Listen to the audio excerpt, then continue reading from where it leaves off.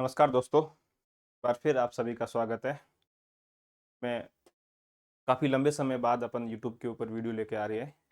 इससे पहले जो यूट्यूब पे क्लासें आ रही थी वो लैब असिस्टेंट और सेकंड ग्रेड के पीवाईक्यू के बारे में आ रही थी। जिस दिन मैं क्लासें नहीं ले पा रहा उसका रीज़न ऑफलाइन क्लास की व्यवस्था थी, क्योंकि लैब असिस्टेंट का एग्ज़ाम था तो उसका बैच पूरा करना ज़रूरी था मुझे पहले। अब आज के बाद से हम फर्स्ट ग्रेड के पीवाईक्यू के बारे में बात करेंगे। आरपीएससी ने फर्स्ट ग्रेड के अंदर जो जो जिस टॉपिक से जितने क्वेश्चन आ रखे हैं, जो अभी तक 6 एग्ज़ाम हुए हैं, तो ये 6 एग्ज़ाम जो हुए उसके अंदर किस टॉपिक से कितने क्वेश्चन आ रखे हैं और कौन कौन से क्वेश्चन है हम उसके बारे में यहाँ देखेंगे। सबसे पहले मैं बात करूँगा हमारा जो पीजी का पार्ट है। पीजी के पार्ट में भी जो सबसे इम्पोर्टेंट टेक्निक है जहाँ से हर बार क्वेश्चन आता है। मैं आपको फिर से बता रहा हूँ कि अगर आप पीजी के पार्ट में आप ये जानना चाहते हो कि सबसे इम्पोर्टेंट टॉपिक कौन सा है, तो आपके पीजी के पार्ट के अंदर जैसे इलेक्ट्रोफोरेसिस है, क्रोमेटोग्राफी है, इसके अलावा इस बार मोल बायो ऐड हुआ तो वो इम्पोर्टेंट हो गया क्योंकि मोल बायो से आपको 3 से 4 क्वेश्चन आपको देखने को मिलेंगे इस बार। उसके अलावा अगर टेक्निक्स की बात आए तो टेक्निक्स में सबसे इम्पोर्टेंट कौन सा है, तो उसका आंसर आपका होगा कि माइक्रोस्कोपी। आपके जो बाकी वाली जो टेक्निक्स है उनमें से सबसे ज़्यादा इंपॉर्टेंस है आपके टेक्निक्स में। तो आज इस क्लास के अंदर मैं आपको आपके फर्स्ट ग्रेड के एग्जाम के अंदर माइक्रोस्कोपी के किस पेपर में कितने क्वेश्चन आ रखे हैं, कौन कौन से क्वेश्चन है और क्वेश्चन के पूछने का लेवल क्या है, क्वेश्चन कितनी डेप्थ तक जा रहा है और कौन से टॉपिक से ज़्यादा क्वेश्चन बन रहा है माइक्रोस्कोपी के अंदर, आज हम उसके बारे में बात करेंगे। तो आप इस वीडियो को एक बार जब अच्छे से देख लोगे, मैं साथ में इसका पूरा एक्सप्लेनेशन करूंगा तो आपको समझ आ जाएगा कि माइक्रोस्कोपी के अंदर कहाँ से क्वेश्चन बन रहे हैं। तो टोटल मैं आपको सबसे पहले बता देता हूँ कि माइक्रोस्कोपिक इस टॉपिक के अंदर ये जो हमारा जो माइक्रोस्कोपी है,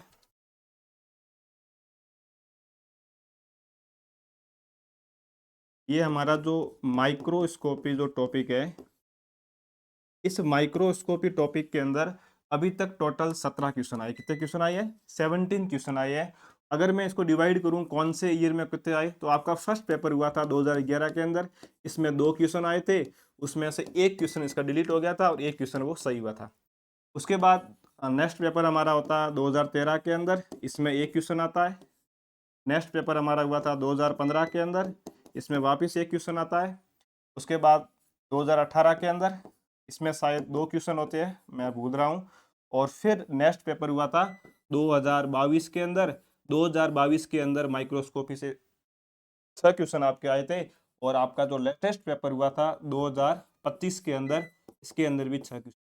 तो ये 6 और 6 12, 13 14 15 16, इसका मतलब 2018 के अंदर एक क्वेश्चन आया है। तो 2018 में माइक्रोस्कोप से एक क्वेश्चन आया है।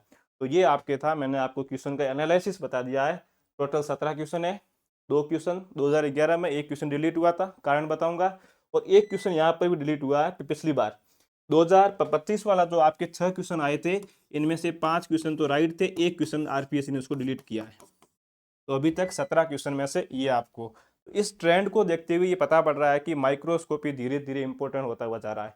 अब देखो, आपके मन में क्वेश्चन आना चाहिए कि सर यहाँ पर एक एक क्वेश्चन आ रहा है, यहाँ ये 6 क्वेश्चन क्यों डाल रहा है? क्योंकि जैसे अभी आरपीएससी की इंटरव्यू थी, वहाँ पे जो एक्सपर्ट थे वो स्टूडेंट को सीधा ये क्वेश्चन, जैसे उन्होंने मुझे भी पूछा था ये, कि आप एज ए असिस्टेंट प्रोफेसर बच्चों को लैब के अंदर क्या क्या अपरेटस दिखाना चाहोगे या किस किस अपरेटस पे आप काम करोगे। उस समय हमारे माइंड में ये आता है कि वो ये देखना चाहता है कि मतलब कि सॉरी, उस समय हमारे माइंड में ये आता है कि ये भाई अब हमें यहाँ से क्रॉस क्वेश्चन करेगा। तो हम लोग बोलते हैं सर पीसीआर, क्योंकि माइक्रोस्कोपी की तुलना में पीसीआर के बारे में हमें नॉलेज ज़्यादा होता है, थ्योरी नॉलेज न कि प्रैक्टिकल। लेकिन एग्जामिनर वापस पूछता है कि क्या आपने बीएससी में पीसीआर किया था? मैं आपसे भी पूछ रहा हूँ, क्या आपने बीएससी में पीसीआर किया था, एमएससी में किया था? नहीं किया था। आपको किन बच्चों को पढ़ाना है? आपको 11 12 के बच्चों को पढ़ाना है। तो 11 12 की लैब के अंदर आपको माइक्रोस्कोपी के अलावा, मतलब सबसे कॉमन अगर कोई लैब का अपरेटस है तो वो आपको माइक्रोस्कोपी देखने को मिलेगा।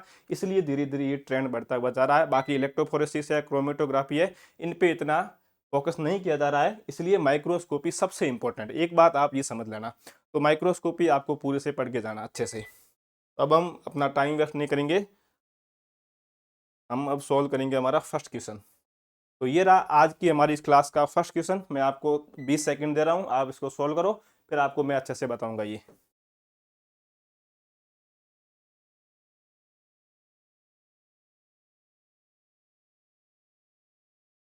तो आपने इसका देख लिया होगा, तो इसका मैं पहले आपको राइट आंसर बाद में बताऊंगा। अब देखो क्वेश्चन पूछा है कि रिफ्रैक्टिव इंडेक्स क्या है, तो आपको सबसे पहले पता होना चाहिए कि रिफ्रैक्टिव इंडेक्स होता क्या है। जब बात आती है रिफ्रैक्टिव इंडेक्स की, अब देखो आपने इस टॉपिक को अच्छे से पढ़ रखा होगा, मैं ये उम्मीद के साथ सॉल्व करा रहा हूँ कि आपने माइक्रोस्कोप को पढ़ रखा होगा। अब देखो इसका जो सिंबल होता है वो आपके एन होता है। अब रिफ्रैक्टिव इंडेक्स का मतलब क्या है, इसका मतलब होता है माध्यम में, सॉरी, प्रकाश के वेग में परिवर्तन। इस रिफ्रैक्टिव इंडेक्स का मतलब होता है कि जो प्रकाश के वेग में परिवर्तन, प्रकाश के वेग में परिवर्तन मतलब लाइट की स्पीड में क्या क्या चेंज हो रहा है उसके बारे में। या आप लोग इसका एक दूसरा फॉर्मूला भी पढ़ते हो कि निर्वात में प्रकाश का वेग, निर्वात में प्रकाश का वेग मतलब वैक्यूम में प्रकाश का वेग, इसको जो अपॉन करते हो हम माध्यम में प्रकाश का वेग, माध्यम में प्रकाश का वेग, ये इसका फॉर्मूला होता है, आपने पढ़ा होगा माइक्रोस्कोपी के अंदर। अब देखो जिस माइक्रोस्कोपी के अंदर जिसका रिफ्रैक्टिव इंडेक्स ज्यादा, ये मैं आपको बाद में बता दूंगा इसका आंसर क्या है। जिस माइक्रोस्कोपी का रिफ्रैक्टिव इंडेक्स ज्यादा होता है, जिस माइक्रोस्कोपी का रिफ्रैक्टिव इंडेक्स ज्यादा होता है उस माइक्रोस्कोपी का रिजोल्यूशन पावर भी ज्यादा होगा। अब जब जिस माइक्रोस्कोपी का रिफ्रैक्टिव इंडेक्स ज्यादा है उसका रिजोल्विंग पावर ज्यादा होगा, और जिसका रिजोल्विंग पावर ज्यादा होगा इमेज इतना ही क्या बनेगा, क्लियर इमेज बनता है, वहां पर क्लियर इमेज बनता है। अब देखो दूसरी बात और, रिफ्रैक्टिव इंडेक्स ज्यादा होने से इमेज क्लियर क्यों बनता है, हमारे मन में ये भी क्वेश्चन आना चाहिए। इसका आंसर ये है कि जब रिफ्रैक्टिव इंडेक्स का मान ज्यादा होता है उस समय क्या होता है, उस समय जो light maximum light, refractive index ज्यादा होने से मैक्सिमम लाइट जो होती है एंट्री करती है आपके ऑब्जेक्टिव लेंस के अंदर, maximum light entry in objective lens, objective lens. तो जब रिफ्रैक्टिव इंडेक्स का मान ज्यादा होगा तो मैक्सिमम लाइट जो होगी वो ऑब्जेक्टिव लेंस में एंट्री करेगी। अब देखो ये एंट्री कैसे करेगी आप उसको समझो। अब नेक्स्ट इसको देखो आप, जैसे ये मैंने बना दिया कोई एक, हमारे पास एक स्लाइड है, ये एक कोई स्लाइड लिया आपने, इसके ऊपर मैंने ये यहाँ पर कोई मेरा स्पेसिमेन मैंने रखा है। अब इसके ऊपर हम यहाँ पे बनाते हैं हमारा ऑब्जेक्टिव लेंस, ये हमारा ऑब्जेक्टिव लेंस है। अब इधर से कोई सनलाइट आ रही है, इधर से ये सनलाइट आ रही है, ये सनलाइट यहाँ से होते हुए ऑब्जेक्टिव लेंस में जाती है, यही होता है माइक्रोस्कोपी के अंदर।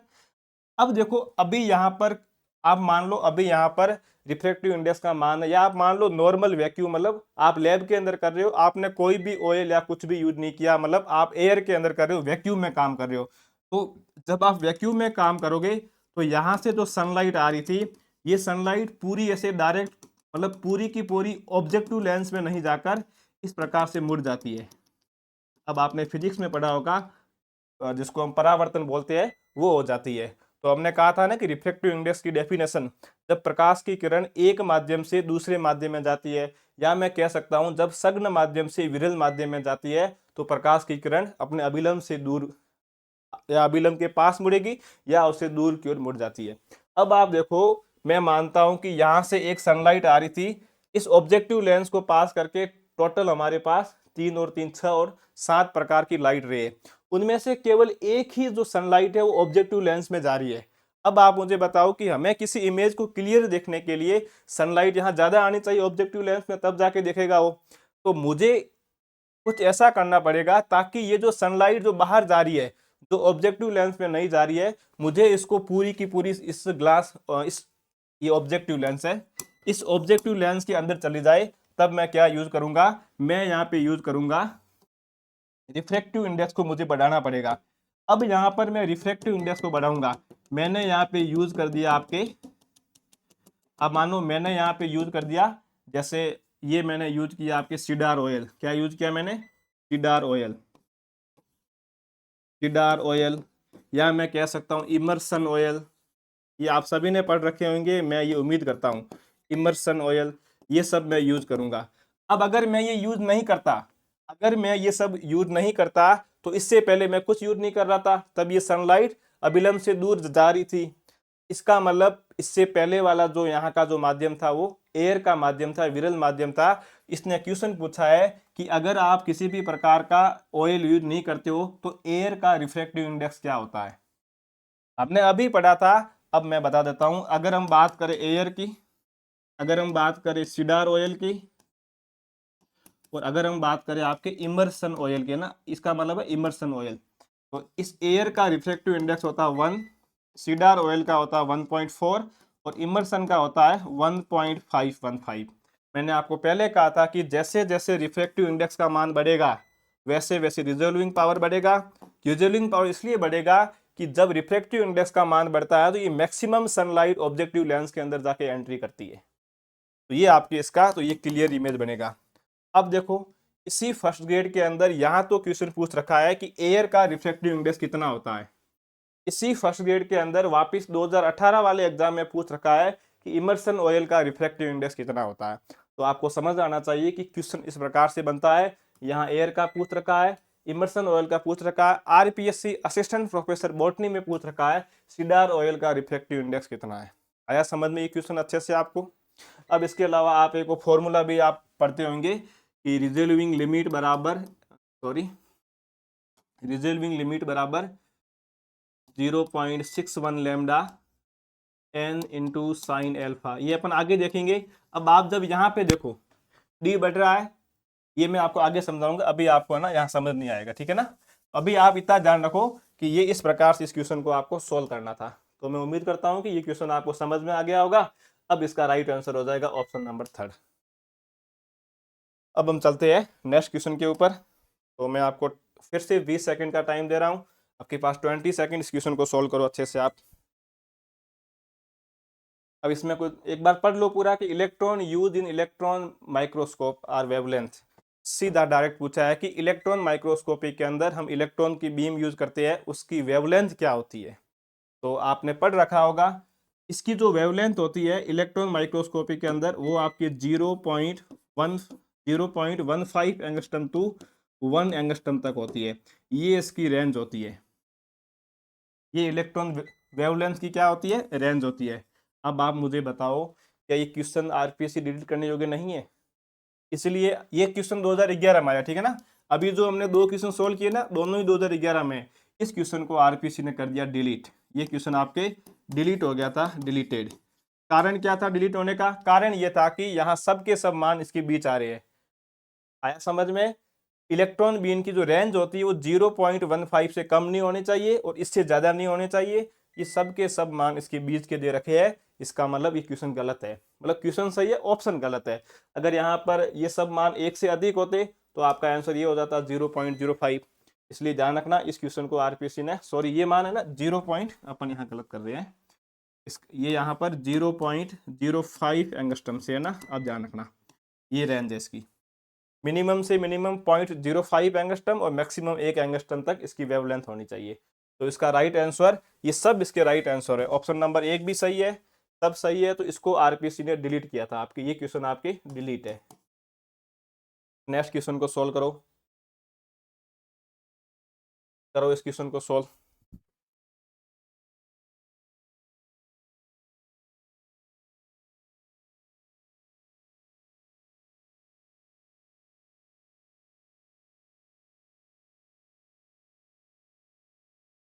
इस क्वेश्चन को सोल्व करो। ये क्वेश्चन आ रखा है आपके शायद 2000, फिर अगला नेक्स्ट एग्जाम 2013 का क्वेश्चन है। क्वेश्चन पूछ रहा है कि टैम के बारे में सही स्टेटमेंट क्या है। टैम की फुल फॉर्म बताया, ट्रांसमिशन इलेक्ट्रॉन माइक्रोस्कोपी। क्वेश्चन क्या पूछा है, क्वेश्चन पूछा है कि electron are use in place of light. Yes सही बात है, हम लाइट माइक्रोस्कोपी के अंदर हम लाइट को यूज करते हैं किसी भी स्पेसिमेन को, ऑब्जेक्ट को देखने के लिए। उसी प्रकार से इलेक्ट्रॉन माइक्रोस्कोपी का नाम ही इलेक्ट्रॉन माइक्रोस्कोपी इसलिए पड़ा कि वहां पर हम लाइट की जगह इलेक्ट्रॉन काम में लेते हैं। इसका मतलब ये स्टेटमेंट सही है।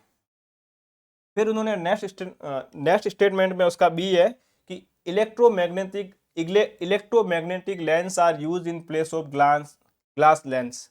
ये पूछ रहा है कि आप लाइट माइक्रोस्कोपी के अंदर जो कांच के जो आप लेंस यूज करते हो, जो ग्लास लेंस आप यूज करते हो, उसकी जगह इलेक्ट्रॉन माइक्रोस्कोपी के अंदर हम इलेक्ट्रोमैग्नेटिक लेंस काम में लेते हैं। क्या ये बात सही है, ये बात सही है। अब आपके मन में यहाँ से क्वेश्चन आना चाहिए, अगर आप इस टॉपिक को अच्छे से पढ़ रहे हो, आप इसको समझने के तरीके से पढ़ रहे हो, तो आपके माइंड में ये क्वेश्चन आना चाहिए कि सर लाइट माइक्रोस्कोपी के अंदर हम ग्लास के लेंस को काम ले रहे थे, हम वहां पर कांच के दर्पण को काम में ले रहे थे, यहां पर हम इलेक्ट्रोमैग्नेटिक लेंस क्यों काम में ले रहे हैं? ये क्वेश्चन आपके माइंड में आना चाहिए। कुछ ना कुछ तो रीजन होगा इसके पीछे साइंटिफिक, तब जाके इन्होंने यहाँ पे लेंस को चेंज किया है। उसका कारण ये है, अगर इलेक्ट्रॉन माइक्रोस्कोपी के अंदर हम ग्लास के लेंस को काम में लेते तो ये पूरे इलेक्ट्रॉन को एब्जॉर्ब कर देता। ये क्या करता? इलेक्ट्रॉन को एब्जॉर्ब कर देता। जब इलेक्ट्रॉन पहले से ही स्पेसिमेन के ऊपर पहुंचने से पहले ही अगर उसका एब्जॉर्ब हो जाता, उसका एब्जॉर्बेंट हो जाता, तो फिर हम स्पेसिमेन को देख नहीं पाते अच्छे से। इसलिए उस इलेक्ट्रॉन का एब्जॉर्बेंट नहीं हो, इसलिए इलेक्ट्रॉन माइक्रोस्कोपी के अंदर इस इलेक्ट्रोमैग्नेटिक लेंस का हम काम में लेते हैं। इसका मतलब स्टेटमेंट ए भी सही है, बी भी सही है। थर्ड पढ़ो, object can be view directly by eye. क्या आप वस्तु को सीधे आंखों से देखते हैं हम इलेक्ट्रॉन माइक्रोस्कोपी? नहीं, इलेक्ट्रॉन की वेवलेंथ कम होती है, इसलिए उसकी उसमें एनर्जी ज़्यादा होती है। तो हम इलेक्ट्रॉन माइक्रोस्कोपी के अंदर हम कभी भी ऑब्जेक्ट को आंख से डायरेक्ट नहीं देखते हैं, पहले वो एक फोटोग्राफिक फिल्म के ऊपर जाके बनेगा। अब ये सब पूरी क्लासेस जो आपने पढ़ा होगा डिटेल के अंदर, वहाँ पढ़ा होगा आपने इसका डायग्राम, तो यहाँ मैं वो पूरा नहीं बता पाऊंगा आपको क्योंकि उसमें टाइम लगेगा। तो यहाँ पर ये स्टेटमेंट गलत है कि हम वहाँ उसको डायरेक्ट, जैसे हम देखते हैं लाइट माइक्रोस्कोपी की तरह हम उसको ऐसे करके देखते हैं आंखों डायरेक्ट, वहीं इलेक्ट्रॉन माइक्रोस्कोपी के अंदर हम हमारी आंखों से डायरेक्ट ऑब्जेक्ट को नहीं देखते हैं। तो इसका मतलब ऑप्शन ए और बी, तो सॉरी ए और बी स्टेटमेंट राइट है, सी इसका रॉन्ग है। तो ये आपके यहाँ से हो जाएगा, इसका हो जाएगा ऑप्शन नंबर थर्ड, इसका राइट हो जाएगा। इस क्वेश्चन को सॉल्व करो, बिल्कुल सिंपल क्वेश्चन है और 2 बार आ रखा है। फर्स्ट ग्रेड में 2 बार आ रखा है और असिस्टेंट प्रोफेसर में भी 2 या 3 बार आ रखा है बॉटनी के अंदर।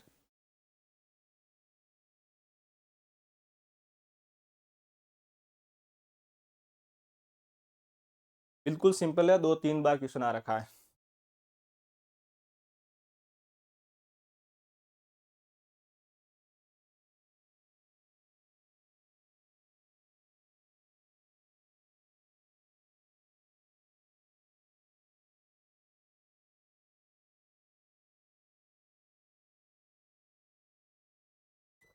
अब इधर देखो आप, सबसे पहले हम बाद में आप इसको सोल्व करेंगे। अब क्वेश्चन पूछा है कि which microscope allow microorganism to be seen alive, मतलब जीवित किसी जीव को जीवित अवस्था में देखने के लिए उसको आपको किल नहीं करना है, उसको मारना नहीं है, fixing and staining and mounting. इसने क्या लिखा है? विदाउट, ना उसको आपको किल करना है, ना उसको फिक्स करना है, ना उसको स्टैंड करना है, ना उसको माउंट एंड स्टेबल करना है। इस प्रकार की कौन सी माइक्रोस्कोपी है? तो आपको पता होगा, बिल्कुल सिंपल है, इसका आंसर हो जाएगा फेज कॉन्ट्रास्ट माइक्रोस्कोपी। ये एक बार वापस रिपीट हुआ इसी फर्स्ट ग्रेड के अंदर, आप ध्यान रखना इस बात का। अब देखो थोड़ा बहुत, अब इस फेज कॉन्ट्रास्ट माइक्रोस्कोपी से और कौन कौन से क्वेश्चन हमारे एग्जाम में आ सकते हैं, ये चीज आप ध्यान से देखो यहाँ। अब हम बात करेंगे हमारी इस फेज कॉन्ट्रास्ट माइक्रोस्कोपी की। तब इस सबसे पहले आपको ध्यान रखना है इसकी डिस्कवरी किसने की थी? डिस्कवर्ड बाई, ये क्वेश्चन पूछा हुआ एग्जाम के अंदर। इसकी डिस्कवरी करने का जो श्रेय आपके जाता है वो आपके जाता है एफ जर्निक नाम का एक साइंटिस्ट था। एफ जर्निक नाम से एक साइंटिस्ट थे, उनको इसकी खोज का श्रेय जाता है। अब उसके बाद आता है कि इसका यूज क्या होता है, तो आपको पता है कि हम इसके अंदर इसका जो यूज की जब बात आएगी तो आप इस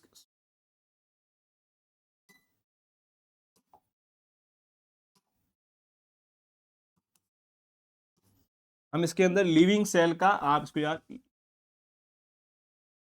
है,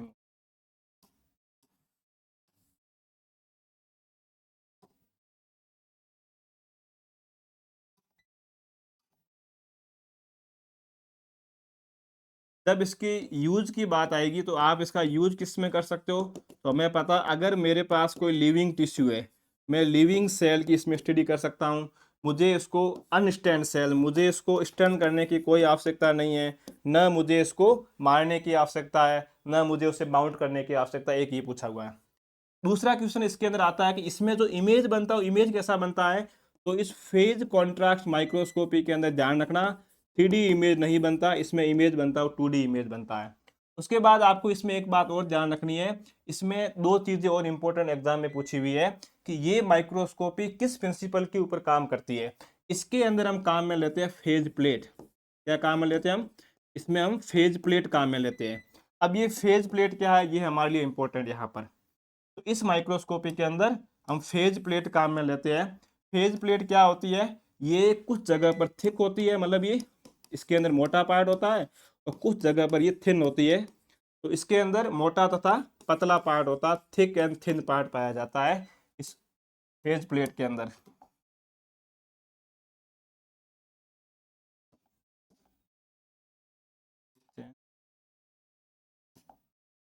इस फेज प्लेट में थिक एंड थिन पार्ट, इसका काम क्या है? ये फेज प्लेट काम क्या करती है, ध्यान रखना। ये मतलब डिफरेंस पैदा करती है, create difference between, create difference between light रे। तो जो प्रकाश की जो किरणें होती है उसके अंदर ये डिफरेंस पैदा करती है। ये कौन सा डिफरेंस पैदा करती है? तो अब आप इसको, हम इसको आगे यहाँ देखेंगे कि किस प्रकार से डिफरेंस पैदा करती है। तो आपने देखा होगा कि जैसे ये आपने पहले से पढ़ रखा होगा एग्जाम के अंदर, जैसे ये कोई लाइट का सोर्स,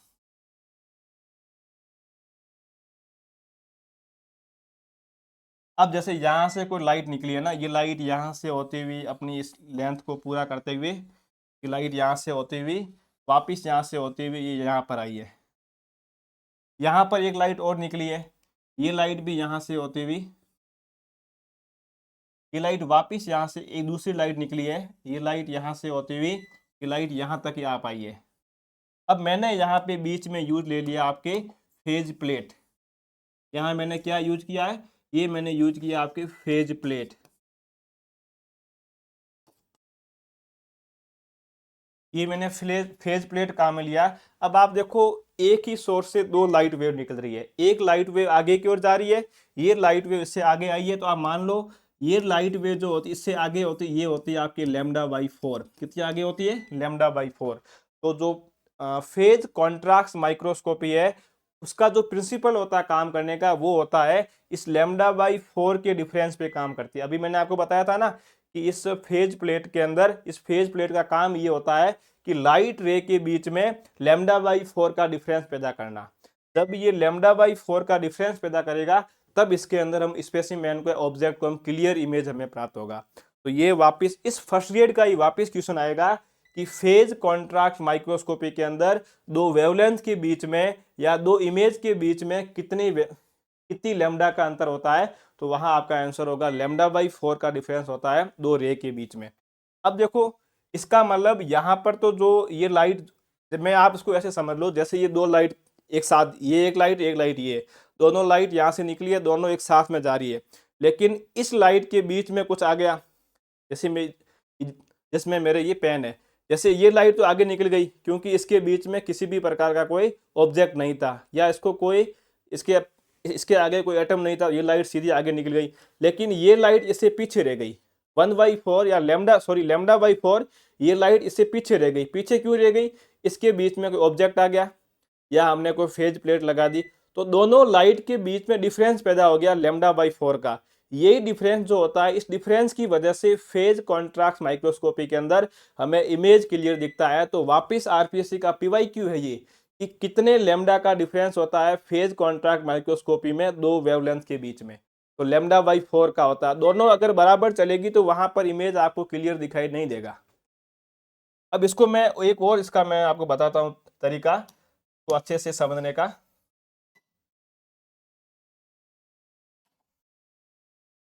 अब आप यहां पर देखो, ये λ/4 का इसके अंदर डिफरेंस कैसे आता है उसको समझो आप। अब जैसे हमारे पास ये कोई सेल है,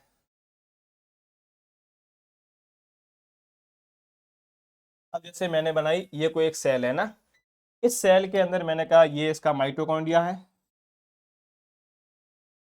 इस सेल का ये इसका माइटोकॉन्ड्रिया है, इस सेल का ये इसके बीच में बना हुआ इसका न्यूक्लियस है, और मैंने माना कि यहाँ पर इस सेल का ये क्या बना हुआ है, ये इसका राइबोसोम है। अब आपको पता है कि फेज कॉन्ट्रास्ट माइक्रोस्कोपी के अंदर हम लिविंग सेल की स्टडी कर सकते हैं। तो आप लिविंग सेल को लेके गए, इस माइक्रोस्कोप के नीचे आपको देखना है।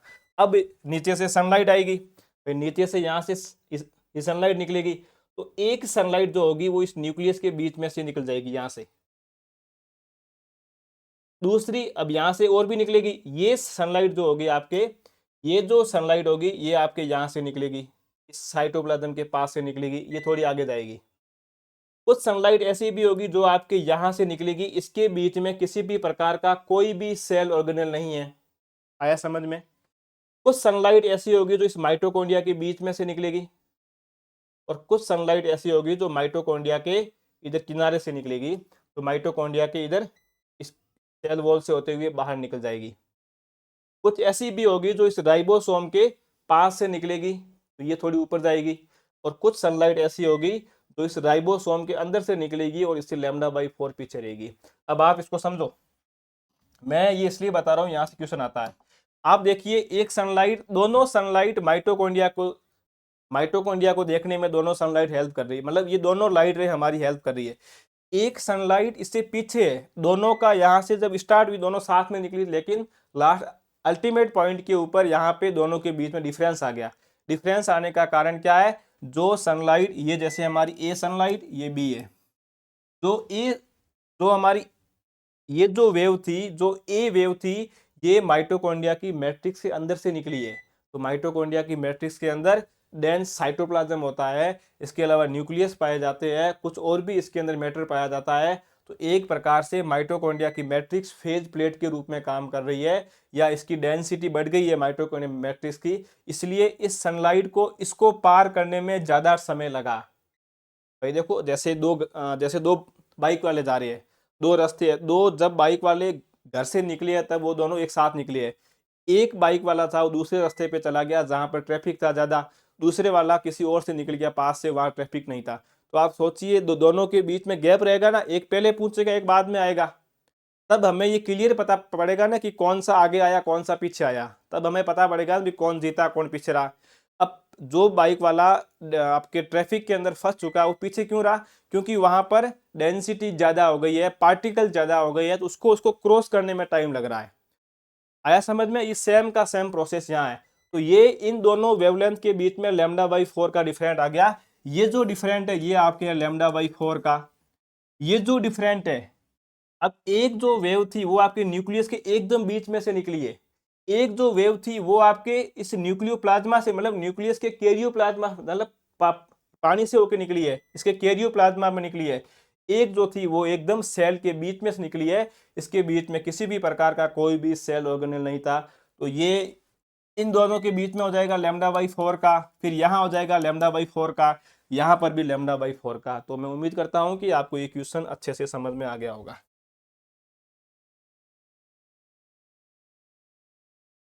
तो ये क्वेश्चन आपको समझ में आ गया होगा। यहाँ से क्वेश्चन क्या रखा है? लिविंग सेल वाला पूछ रखा है 6 से 7 बार, फेज प्लेट के बारे में पूछ रखा है, और दूसरा पूछ रखा है कि फेज प्लेट के अंदर दो वेवलेंथ के बीच में डिफरेंस कितना होता है। ये करो भाई इस क्वेश्चन को सोल्व। अब बिल्कुल सिंपल है, सीधा, अगर आपको आता है, याद है, रटा मारा हुआ सोल्व कर दोगे, बाकी इसमें समझने लायक कुछ नहीं है।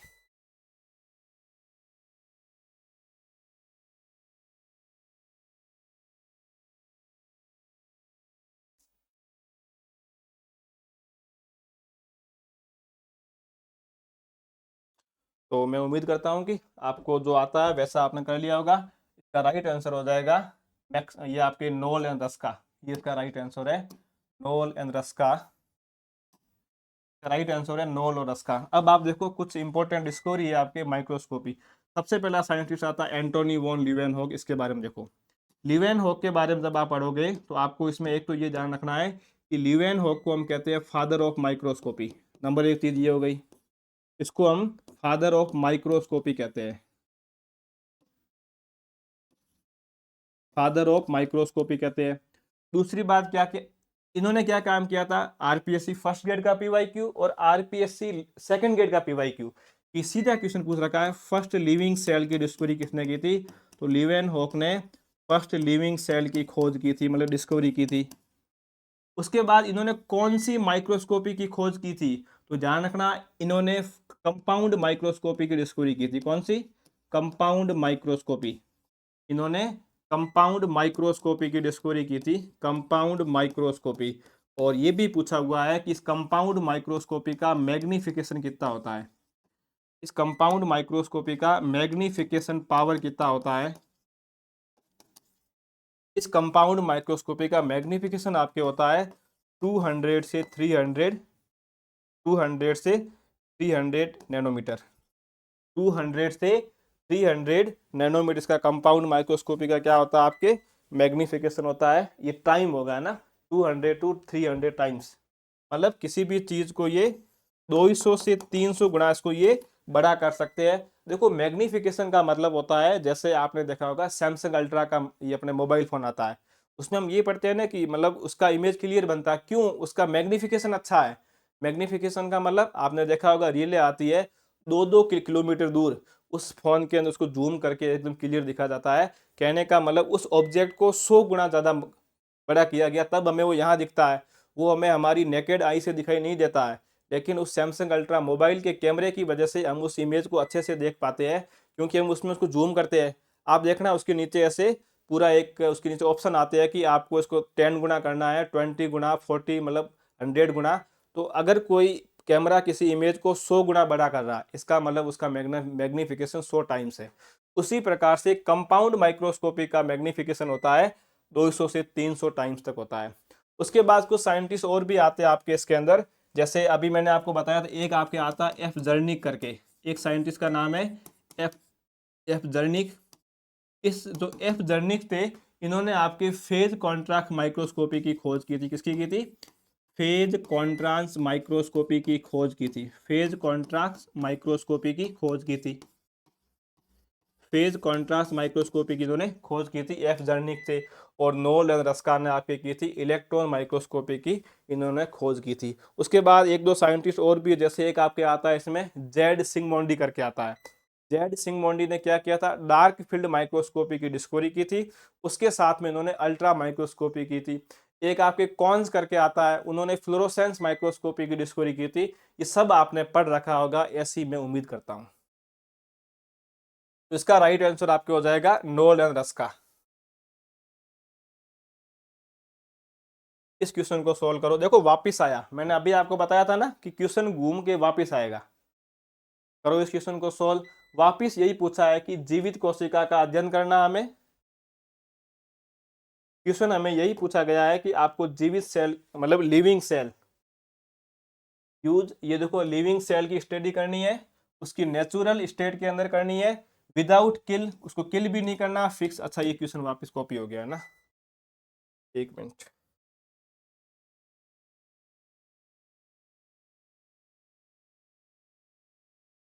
कॉपी नहीं हुआ, देखो यहाँ ऑप्शन अलग है, वहां ऑप्शन अलग है, बस ये शायद 2018 वाले एग्जाम का है, वो 2012 वाले का था। तो क्वेश्चन पूरा ऊपर सेम है, केवल ऑप्शन को चेंज किया गया है। तो इसका राइट आंसर आपके हो जाएगा फेज कॉन्ट्रास्ट माइक्रोस्कोपी। ये आपने अभी हमने पीछे पढ़ा था। इस क्वेश्चन को सॉल्व करो। बिल्कुल सिंपल क्वेश्चन है, क्वेश्चन की लैंग्वेज के अंदर ही आपका आंसर छुपा हुआ है। अगर आप अच्छे से क्वेश्चन को पढ़ोगे, इस क्वेश्चन की लैंग्वेज के अंदर ही इसका आंसर है। देखो इधर मैं बता देता हूं, आपने पढ़ा होगा दो प्रकार की माइक्रोस्कोपी होती है, इलेक्ट्रॉन माइक्रोस्कोपी। तो इलेक्ट्रॉन माइक्रोस्कोपी आपकी होती है, इलेक्ट्रॉन माइक्रोस्कोपी हमने पढ़ा है कि दो प्रकार की होती है, एक आपकी होती है सैम और सेकंड होती है टेम। अब आपको पता है कि सैम और टेम में क्या डिफरेंट है, मैं बता देता हूं। सैम के अंदर हमारे बनता है 3D इमेज, अब इस टेम में 2D भी बनता है, लेकिन इसके अंदर हम इसको 3D भी कह सकते हैं ना, तो आप इसको एक बार 2D मान लो। तो टेम के अंदर, टेम की तुलना, सॉरी, तो सैम के अंदर आपके 3D इमेज बनता है, टेम में बनता है 2D। अब टेम के अंदर 3D भी बनता है, लेकिन टेम के इमेज की तुलना में सैम का इमेज अच्छा होता है, इसलिए मैं इसको 2D मान रहा हूं, इसको मैं 3D मान रहा हूं।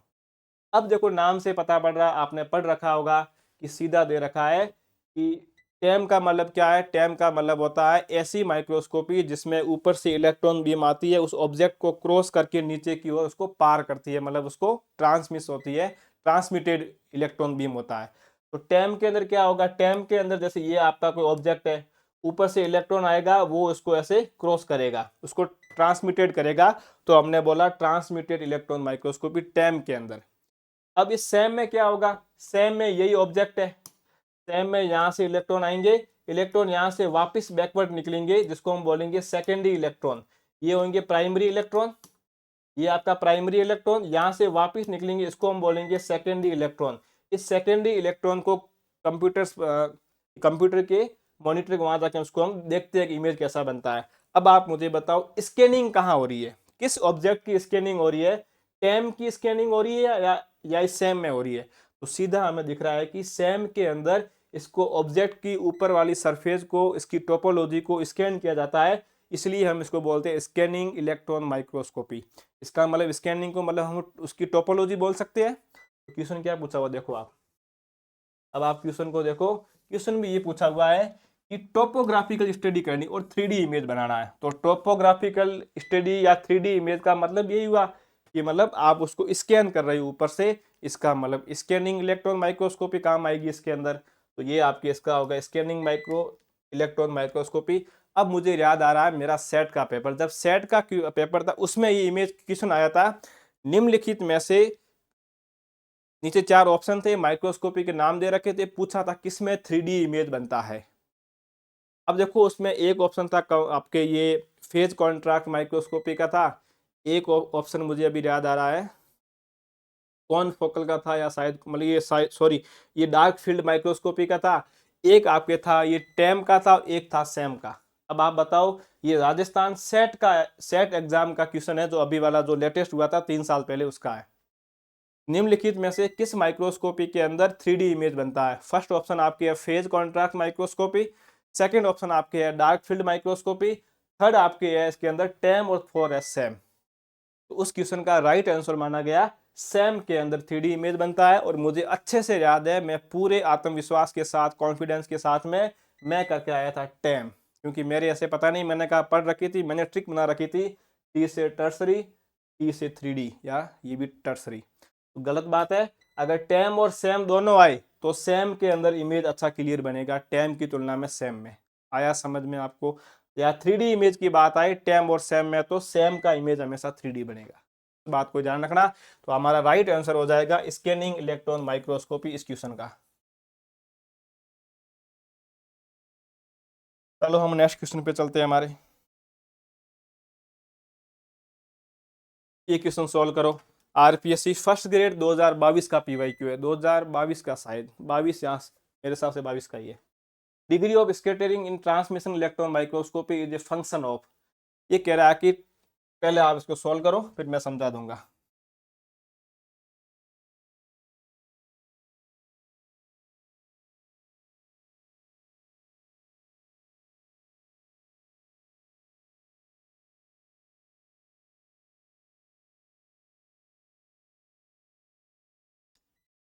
आपने पढ़ा होगा, क्वेश्चन ये पूछ रहा है, अब यहाँ से हमें पता है कि ये टेम की बात हो रही है, मतलब इलेक्ट्रॉन ट्रांसमिशन इलेक्ट्रॉन माइक्रोस्कोपी की बात हो रही है। इसमें हमें पता है कि ऊपर से इलेक्ट्रॉन आएंगे और ये इसको इस ये जो हमारा स्पेसिमेन है, ये हमारा स्पेसिमेन है, नहीं ये हमारा ऑब्जेक्ट है, इस स्पेसिमेन को क्या करेंगे? क्रॉस करेंगे।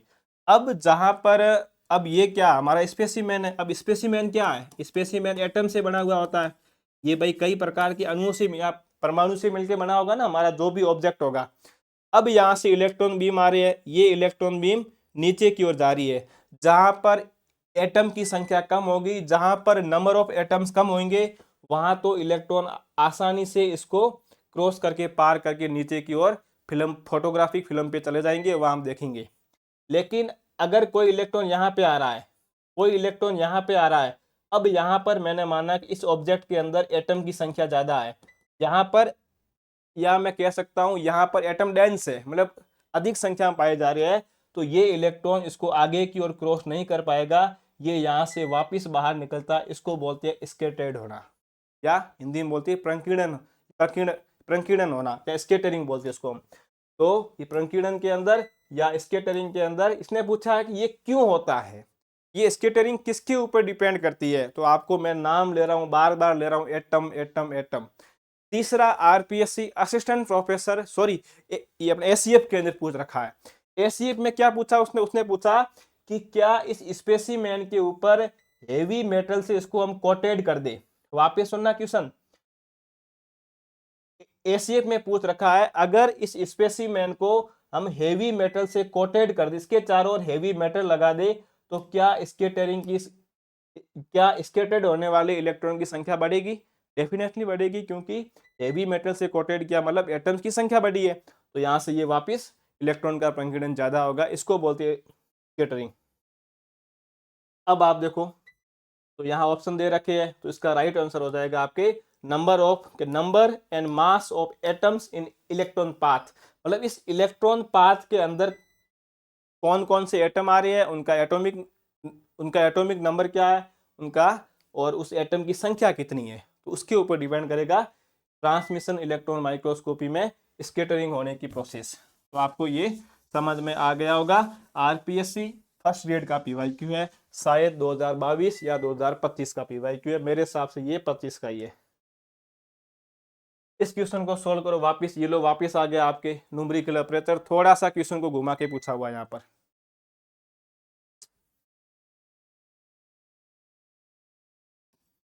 आप उस क्वेश्चन को सोल्व करो।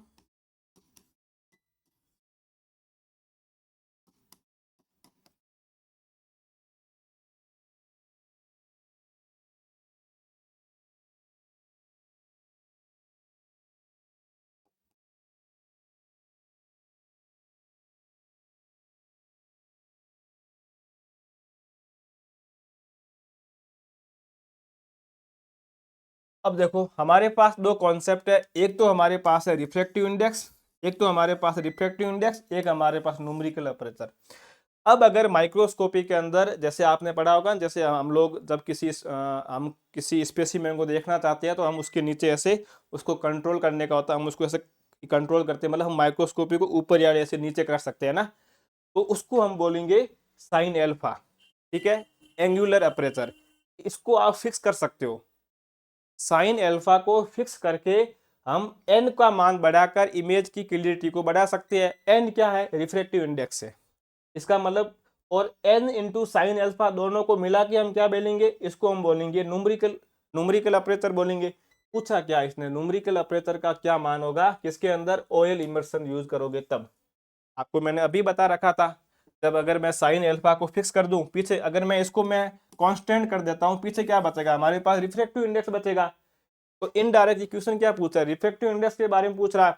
पूछा किसका, ऑयल इमर्शन। हमने पढ़ क्या रखा, हमने पढ़ रखा एयर के बारे में, हमने पढ़ रखा सीडार ऑयल के बारे में, और एक हमने पढ़ रखा है इमर्सन ऑयल के बारे में, इमर्सन ऑयल। अब आप देखो हमने पढ़ा था कि एयर का एक होता है, सीडार ऑयल का 1.4 होता है, और इमर्सन का होता है 1.515। अब देखो ये मान थोड़े ऊपर नीचे भी, ये डाटा ऊपर नीचे हो सकता है थोड़ा बहुत। अब यहाँ पर पूछा किसका, इमर्सन ऑयल का। हमें पता है कि इमर्सन ऑयल का 1.5 है, इसके आसपास कौन सा डाटा बता दो मुझे। तो ऑप्शन के अंदर 0.5 भी नहीं है, ये भी नहीं है, इसका मतलब ये इसके आसपास है। राइट आंसर हो जाएगा ऑप्शन नंबर थर्ड 1.4। अगर यहाँ सीडार ऑयल होता ना, अगर ये क्वेश्चन पूछता सीडार ऑयल का तो हम 1.4 कर देते, लेकिन यहाँ पर ऑप्शन के अकॉर्डिंग इमर्सन ऑयल का पूछा है, तो ऑप्शन के अकॉर्डिंग 1.4 इसका सही हो जाएगा। इस क्वेश्चन को सोल्व करो, करो इस क्वेश्चन को सोल्व अब।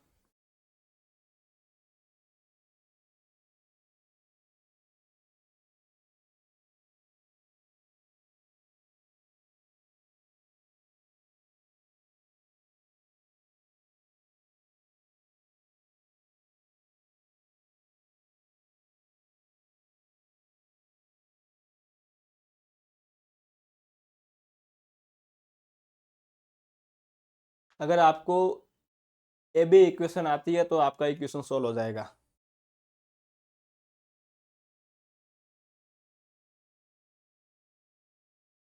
इधर देखो, इस क्वेश्चन को सोल्व करने से पहले आप एक अच्छे से माइक्रोस्कोपी का सबसे हॉट टॉपिक जिसके ऊपर मैक्सिमम क्वेश्चन बनते हैं उस पर आप ध्यान दो। आपने एक शब्द पढ़ा होगा जिसका हम बोलते हैं रिजोल्यूशन पावर।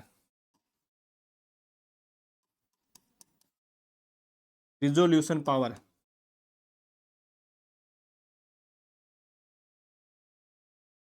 ये आपका इसमें ए कॉन्सेप्ट। अब देखो रिजोल्यूशन पावर क्या है, इसको मैं आरपी लिखूंगा, अब आगे है ना, ध्यान रखना। रिजोल्यूशन पावर का मतलब क्या है, इसका मतलब होता है दो निकट मैं ऐसे सब लाइन नहीं लिखूंगा ना, इसका मतलब है दो निकट स्थित वस्तुओं को देखने की क्षमता। तो मैं कह सकता हूं रिजोल्यूशन पावर का मतलब है कैपेसिटी या क्षमता। कैसी क्षमता, निकट स्थित मतलब पास में स्थित निकट स्थित वस्तुओं को देखने की, निकट स्थित वस्तुओं को देखने की क्षमता, इसको हम बोलेंगे रिजोल्यूशन पावर। आपको आया समझ में? इसका मतलब जितना ज्यादा रिजोल्यूशन पावर होगा किसी माइक्रोस्कोपी का, इसका मतलब वो माइक्रोस्कोपी उतनी ही पास पास स्थित दोनों वस्तुओं को आराम से देख सकती है। जैसे मैंने यहाँ पर एक बिंदु मैंने ये बनाया, एक ये बनाया, ये मैंने ए ये बी, तो मैं कह सकता हूँ ये तो आप अपनी आंखों से भी देख सकते हो कि इनके बीच में कितनी दूरी है। अब मैंने यहाँ पे ऐसे बना लिए, ये मैंने ऐसे बना लिया। अब मैं अगर आपको पूछता हूँ बताओ इनके बीच में कितनी दूरी, तो आप लोग इन दोनों लाइन के बीच दूरी नहीं बता पाओगे क्योंकि आपकी आंखों की इतनी रिजोल्यूशन पावर नहीं है, कैपेसिटी। तो यहाँ पर आपको यूज करना पड़ेगा माइक्रोस्कोपी। तो इन दो निकट स्थित वस्तुओं के बीच में दो निकट स्थित वस्तुओं को देखने की जो क्षमता होती है उसको हम बोलते हैं रिजोल्विंग पावर। तो हमारा फर्स्ट कॉन्सेप्ट होता है रिजोल्विंग पावर के बारे में, आपको ये समझ में आ गया होगा। अब देखो इसके बाद में दूसरा, अब इसमें एक क्वेश्चन पूछा हुआ आरपीएससी असिस्टेंट प्रोफेसर जूलॉजी के अंदर पूछा हुआ है कि ह्यूमन आई की रिजोल्यूशन पावर कितनी होती है। सीधा उसमें ये पूछ रखा है कि जो ह्यूमन की जो आई होती है, ह्यूमन आई की रिजोल्यूशन पावर कितनी होती है। तो ध्यान रखना, अभी मुझे याद नहीं आ रहा, 0.02 mm होती है, आई थिंक यही है, या इसको हम बोल सकते हैं 200 to 300 माइक्रोमीटर। इसी प्रकार से आपके लाइट माइक्रोस्कोपी की कितनी होती है, आपके इलेक्ट्रॉन माइक्रोस्कोपी मुझे याद आ रही है। अगर इलेक्ट्रॉन माइक्रोस्कोपी की पूछे resolution power, electron microscopy, electron microscopy, तो आपकी इसकी रिजोल्यूशन पावर हो जाएगी आपके 2 नैनोमीटर तक। कितनी हो जाएगी, 2 नैनोमीटर तक हो जाएगी।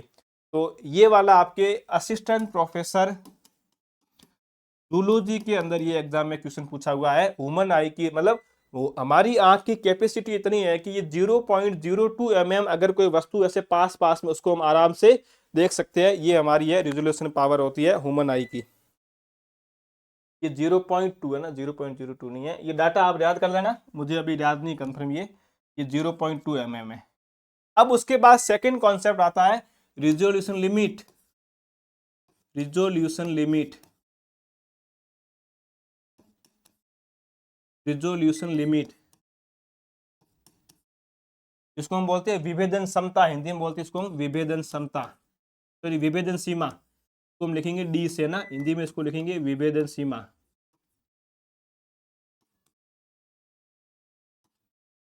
अब देखो इस रिजोल्यूशन लिमिट का मतलब क्या, ये हमारे लिए वापस इंपॉर्टेंट है। इस रिजोल्यूशन लिमिट का मतलब है distance between, distance between two object.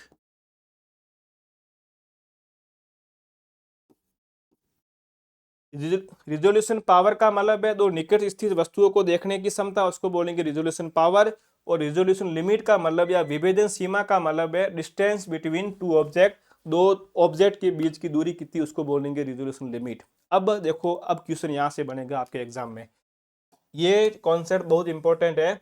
अब आपके देखो क्वेश्चन यहाँ से आता है कि रिजोल्यूशन पावर तथा रिजोल्यूशन लिमिट के बीच में क्या संबंध है, क्या रिलेशन है। तो ध्यान रखना जो रिजोल्यूशन जो पावर होती है ये आपके इसके व्युत्क्रमानुपाती होती है रिजोल्यूशन लिमिट के। दिस इज PYQ नंबर 1, ध्यान रखना। जिस माइक्रोस्कोपी का रिजोल्यूशन लिमिट ज्यादा होगा, मतलब जिसकी रिजोल्यूशन लिमिट ज्यादा होगी, कहने का मतलब जो दो ऑब्जेक्ट के बीच में कम डिस्टेंस होगी, दो माइक्रोस्कोपी दो ऑब्जेक्ट के बीच में जितनी कम डिस्टेंस को देख सकता है उस माइक्रोस्कोपी की रिजोल्यूशन पावर उतनी ही ज्यादा होगी। आया समझ में आपको? तो रिजोल्यूशन पावर जो होती है वो रिजोल्यूशन लिमिट के व्युत्क्रमानुपाती है। इसका मतलब ये है कि जिस माइक्रोस्कोपी की क्षमता या जिस माइक्रोस्कोपी की रिजोल्यूशन लिमिट दो पास पास स्थित वस्तुओं को देखने की क्षमता जितनी ज्यादा है उसका रिजोल्विंग पावर उतना ज्यादा होगा। अब देखो, अब ये जो डी होता है ना रिजोल्यूशन लिमिट, अब आगे आपके आती है एबे इक्वेशन। क्या आती है? एबे इक्वेशन। यहां से आपके बनते हैं क्वेश्चन माइक्रोस्कोपी के। अगर यहां से मैक्सिमम क्वेश्चन आते हैं, ये आपने पढ़ रखी होगी एबे इक्वेशन के बारे में। तो रिजोल्यूशन लिमिट होती है, इसका जो फॉर्मूला आगे हो जाएगा डी बराबर 0.61 lambda upon n into sine alpha. ये आपके इसका फॉर्मूला है। या मैं इसको दूसरे तरीके से लिख सकता हूं कि 0.61 लैम्डा, और या इसको लिखता हूं न्यूमेरिकल ऑपरेटर, क्योंकि मैंने आपको बताया था n इंटू साइन एल्फा को न्यूमेरिकल ऑपरेटर बोलते हैं हम। ये आपके इसका हो गया। यहाँ तक आपको आया समझ में? ब्लैक वाला दिखाई नहीं दे रहा होगा शायद ये। तो ये आपको समझ में आया कि 0.6, ये ब्लैक वाला दिखाई कम दे रहा होगा, ये d बराबर 0.61 lambda n into sine alpha. ये आपके होता है डी बराबर, इसको हम बोलते हैं एबे इक्वेशन, है ना, इसको हम बोलते हैं एबे इक्वेशन। एबे इक्वेशन, यहां से आपके आरपीएससी में कई सारे क्वेश्चन बन रखे हैं इस एबे इक्वेशन से। अब आप वापस समझो,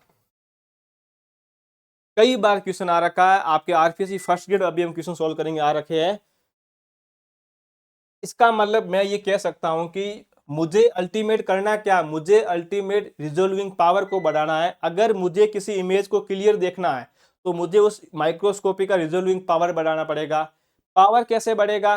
पावर बढ़ेगा, मुझे उसके रिजोल्यूशन लिमिट को कम करना पड़ेगा। लिमिट कम कैसे होगी? लिमिट कम कैसे होगी? लिमिट कम होगी, मुझे उसके लैम्डा को बढ़ाना पड़ेगा। तो ये इसके समानुपाती है, मैं लैम्डा बढ़ाऊंगा तो मुझे उसके रिफ्रैक्टिव इंडेक्स को कम करना पड़ेगा, या मुझे उसके एंगुलर अपरेचर या साइन एल्फा को कम करना पड़ेगा। इसका मतलब मैं ये कह सकता हूं कि जो आपके, इसका मतलब मैं यहां पर ये कह सकता हूं इस फॉर्मूले को ध्यान रखते हुए कि अगर मुझे रिजोल्विंग पावर को बढ़ाना है, अगर मुझे रिजोल्विंग या रिजोल्यूशन पावर को बढ़ाना है, कहने का मतलब मुझे इमेज को क्लियर देखना, तो मुझे क्या क्या करना पड़ेगा? मुझे क्या करना पड़ेगा कि जो रिजोल्यूशन पावर जो होती है ये आपके समानुपाती होती है लैम्डा के। क्योंकि लैम्डा के समानुपाती कैसे होगी? आप देखो ये फॉर्मूले पूरे उल्टे है। लैम्डा रिजोल्यूशन लिमिट के समानुपात, sorry sorry sorry sorry sorry, वापस देखो इसको। जो डी होता है ये आपके समानुपाती है लैम्डा के। लैम्डा बढ़ेगा तो डी बढ़ेगा। डी जो होता है ये विद क्रमानुपाती होता है आपके रिफ्रैक्टिव इंडेक्स के, और ये जो डी होता है ये आपके विद क्रमानुपाती होता है साइन एल्फा के। या मैं ऐसे भी कह सकता हूं डी जो होता है ये विद क्रमानुपाती होता है न्यूमेरिकल अपरेचर के। ये सब बातें मैं ये और ये, इसके अलावा ये फॉर्मूला, ये फॉर्मूला और ये फॉर्मूला, अगर मुझे किसी इमेज को क्लियर देखना है तो मुझे रिजोल्यूशन पावर को बढ़ाना पड़ेगा। रिजोल्यूशन पावर कैसे बढ़ेगा? रिजोल्यूशन लिमिट मुझे कम करनी पड़ेगी। लिमिट कम कैसे होगी? लिमिट कम ऐसे होगी, मुझे वेवलेंथ को बढ़ाना पड़ेगा। इसका मतलब जब मैं वेवलेंथ बढ़ाऊंगा तो मेरा डी बढ़ेगा। ठीक है, ये देखो यहाँ कॉन्सेप्ट उल्टा है, वापिस सुनो इसको। मुझे किसी इमेज को क्लियर देखना है, इसका मतलब मुझे रिजोल्यूशन पावर को बढ़ाना पड़ेगा। रिजोल्यूशन पावर कब बढ़ेगा? रिजोल्यूशन पावर कब बढ़ेगा? जब डी कम होगा तब बढ़ेगा ना, क्योंकि एक दूसरे की व्युत्क्रमानुपाती है। इमेज को क्लियर देखने के लिए रिजोल्यूशन पावर को बढ़ाना पड़ेगा। पावर तब बढ़ेगा जब डी कम होगा। डी कम कब होगा? जब लैम्डा का मान कम होगा। इसका मतलब मुझे लैम्डा का मान कम करूंगा तो डी कम होगा, क्योंकि एक दूसरे के समानुपाती है। जब डी कम होगा तो ये आरपी बढ़ेगा, आरपी बढ़ेगा, इमेज क्लियर आएगा। अब इसके ऊपर आओ, जो रिजोल्यूशन लिमिट है डी है ये आपके एन रिफ्रैक्टिव इंडेक्स के व्युत्क्रमानुपाती है। इसका मतलब मैं जब डी को बढ़ाऊंगा, मैं जब n को बढ़ाऊंगा, मैं जब इमर्सन ऑयल को यूज लूंगा, मैं जब सीडार ऑयल को यूज लूंगा तो इसका रिफ्रैक्टिव इंडेक्स बढ़ेगा। जब रिफ्रैक्टिव इंडेक्स बढ़ेगा तो मैक्सिमम लाइट ऑब्जेक्ट में जाके एंट्री करेगी, तब इसका डी बढ़ेगा, सॉरी डी एन बढ़ेगा, डी कम होगा, डी कम होगा तो आरपी बढ़ेगा। ये देख लो, तब मैं एन इंटू साइन एल्फा को अगर मैं इनको मल्टीप्लाई करूंगा, इसको मैं बोलूंगा न्यूमेरिकल अपर्चर बोलूंगा। न्यूमेरिकल अपर्चर का मान बढ़ेगा, डी का मान कम होगा। जब डी का मान कम होगा तो रिफ्रैक्टिव इंडेक्स का मान, सॉरी रिजोल्यूशन पावर का मान बढ़ेगा। अब इस क्वेश्चन को सॉल्व करो आप, ये क्वेश्चन सॉल्व करो। अब आपको केवल कुछ नहीं करना, इस फॉर्मूले को ध्यान रखना है कि डी बराबर विभेदन क्षमता पूछा ना इसने, कि डी बराबर 0.61 lambda upon n into sine alpha. ये भी फॉर्मूला सही है, या मैं इसको ऐसे लिख सकता हूँ 0.61 लैम्डा और नीचे न्यूमेरिकल अपर्चर, दोनों फॉर्मूले सही है। अब क्वेश्चन क्या पूछा है, सूक्ष्मदर्शी की विभेदन क्षमता बढ़ानी है, सूक्ष्मदर्शी की रिजोल्विंग पावर बढ़ानी है। इसका मतलब ये बात कर रहा है मुझे आरपी को बढ़ाना है। किसको बढ़ाना है? आरपी को बढ़ाना है। मुझे पता है कि आरपी तब बढ़ेगा जब डी का मान कम होगा, यही पूछा है ना, क्योंकि मुझे ये भी पता है कि आरपी का जो होता है ये डी के व्युत्क्रमानुपाती है। पूछा क्या है? विभेदन क्षमता रिजोल्विंग पावर को बढ़ाना है। अगर मुझे रिजोल्यूशन या मुझे अगर रिजोल्विंग पावर को बढ़ाना तो डी कम करना पड़ेगा। डी में कम कैसे करूंगा? डी कम होगा जब लैम्डा कम होगा, जब एन ज्यादा होगा, साइन एल्फा ज्यादा होगा, या जब लैम्डा कम होगा डी कम होगा, या न्यूमेरिकल अपर्चर का मान ज्यादा होगा। इसने पूछा है विभेदन क्षमता। अच्छा ठीक है, किस पे निर्भर करती है आप देखो, वेवलेंथ ऑफ लाइट यूज, क्या रिजोल्विंग पावर वेवलेंथ पे यूज करेगी, डिपेंड करेगी। यह सीधा सा दिख रहा है कि जब डी लैम्डा पे डिपेंड कर रहा है तो डी पे रिजोल्विंग पावर डिपेंड कर रही है, इसका मतलब ये वेवलेंथ पे डिपेंड करती है। ये बात सही है। Numerical aperture of lens system, ये भी सीधी सी बात है, इस न्यूमेरिकल अपर्चर के ऊपर डी डिपेंड कर रहा है और इस डी के ऊपर रिजोल्विंग पावर या रिजोल्यूशन पावर डिपेंड कर रहा है। इसका मतलब ये बात भी सही है। इसका मतलब हमारे पास दोनों स्टेटमेंट सही है, बोथ 1 एंड 2। आपको आया समझ में? ये मैं इसको एक बार और लिख देता हूं। अगर किसी की मुझे रिजोल्विंग पावर बढ़ानी है तो मुझे क्या क्या करना पड़ेगा? मुझे डी के मान को कम करना पड़ेगा। डी का मान कम कैसे होगा? मुझे लैम्डा का मान कम करना पड़ेगा। अच्छा ठीक है, मुझे एन के मान को बढ़ाना पड़ेगा और साइन एल्फा के मान को बढ़ाना पड़ेगा, और इन दोनों को हम कंबाइंड रूप से बोल सकते हैं न्यूमेरिकल अपर्चर के मान को बढ़ाना पड़ेगा। अब ये क्वेश्चन आपके सोल्व हो गया होगा। इस क्वेश्चन को सोल्व करो।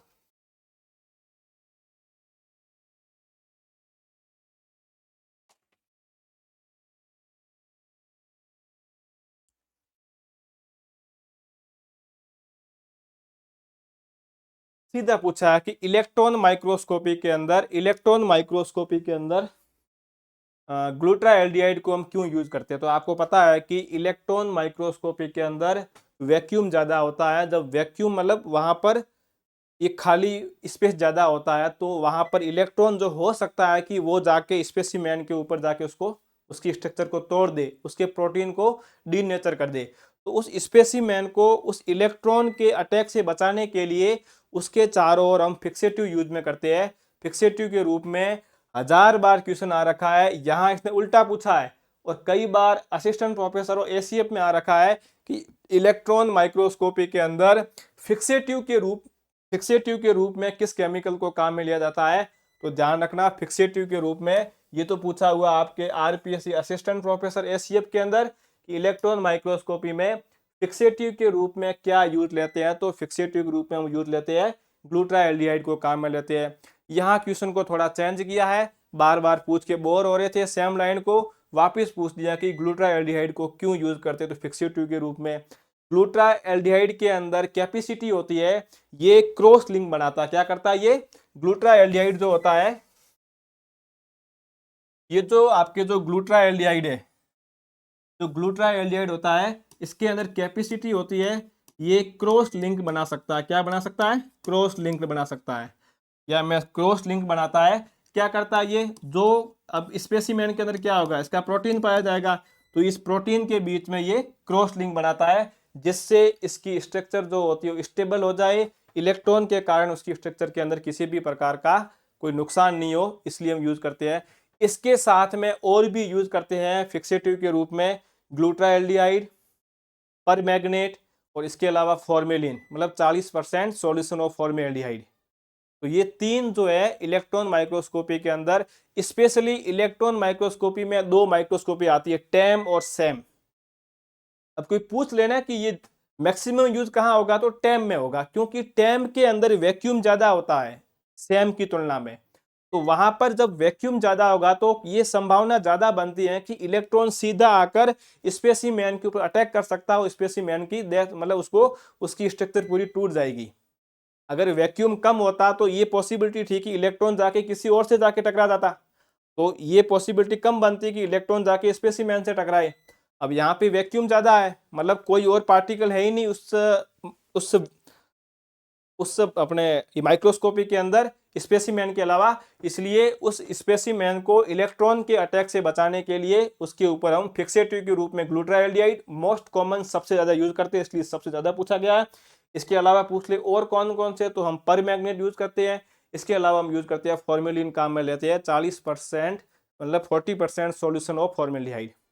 तो इसका राइट आंसर हो जाएगा फिक्सेटिव के रूप में काम में लेते हैं। इस क्वेश्चन को सॉल्व करो वापस। In the phase contrast microscopy the lateral plane of the objective advance या रिटार्ड बाई, ये मैंने आपको बता रखा है। क्वेश्चन पूछ रहा है कि मतलब जो दो वेवलेंथ होती है या दो जो इमेज बनेंगे फेज कॉन्ट्रास्ट के अंदर, फेज एक बार पढ़ लो आप, तो फेज प्लेट के द्वारा उस वेवलेंथ के बीच में कितने का डिस्टेंस आता है।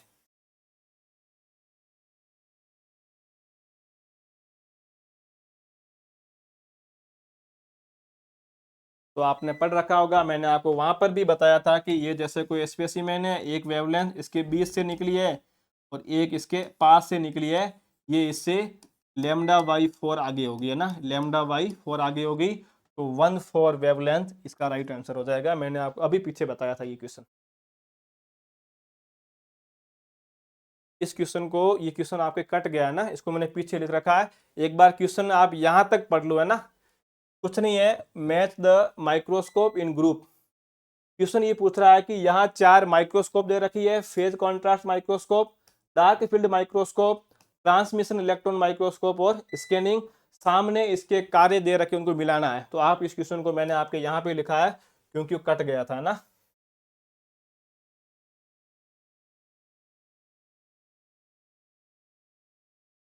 ये लो, आपके पास 4 माइक्रोस्कोप दे रखी है और इसके मैंने ये आपके काम नीचे लिख रखे हैं, मैंने वो क्वेश्चन वहां कट गया था।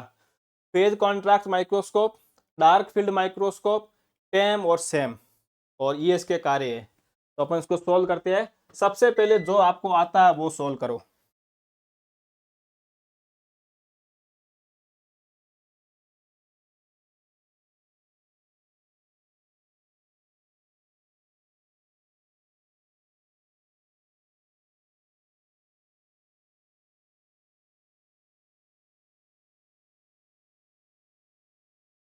अब देखो, मुझे इनमें से जो मेरे को पता है वो पता है कि मुझे ये आता है कि, अब देखो, सबसे पहले मुझे इसके बारे में इंफॉर्मेशन है कि हाई वैक्यूम जो होता है वो आपके टैम के अंदर होता है ना, कि high vacuum and can achieve high resolution, तो इस टैम के अंदर होता है, तो इसका हो जाएगा 2 नंबर, ये मुझे आता है।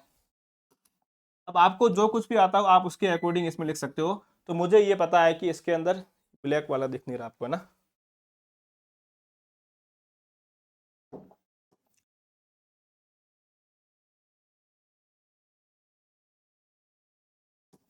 तो मुझे इसका पता है कि टैम के अंदर हम हाई वैक्यूम काम में लेते हैं, उस हाई वैक्यूम की वजह से हमें उसका रिजोल्यूशन पावर अच्छा बनता है, ये मुझे पता है। ठीक है, एक का हो गया, सी का हो गया, 2 नंबर हमारे। अब उसके बाद आप आगे देखो, फिर पूछा है कि use secondary and back scattered electron, तो सेकेंडरी इलेक्ट्रॉन को काम में लिया जाता है आपके सैम के अंदर, इसका हो जाएगा 4 नंबर। फिर उसके बाद है यूज हाई वैक्यूम हो गया हमारा, ये वाला हो गया, ये वाला हो गया हमारे। फिर difference in refractive index, difference in refractive index, तो रिफ्रैक्टिव इंडेक्स में डिफरेंस आपके आ रहा था। अब देखो फेज कॉन्ट्रास्ट माइक्रोस्कोपी का मतलब क्या था, हमने वहां पढ़ा था ना फेज प्लेट। फेज प्लेट काम क्या करी था, हमने कहा था कि एक वेवलेंथ आगे निकल जाएगी जिसके बीच में किसी भी प्रकार के कोई पार्टिकल नहीं होंगे, वो सीधी सी मतलब बिना डिस्टर्ब आगे निकल जाएगी, और जिसके बीच में कोई पार्टिकल आ गया वो वेवलेंथ λ/4 इससे पीछे रह जाएगी। ये वेवलेंथ पीछे क्यों रह रही है, पीछे इसलिए रह रही है कि इसका माध्यम चेंज हुआ है। ये तो सीधी सी एक जिस माध्यम में थी उस माध्यम में सीधी निकल गई, लेकिन इस वेवलेंथ के बीच में फेज प्लेट आ गई है। फेज प्लेट एक प्रकार से रिफ्रैक्टिव इंडेक्स की तरह कार्य करती है, आया समझ में।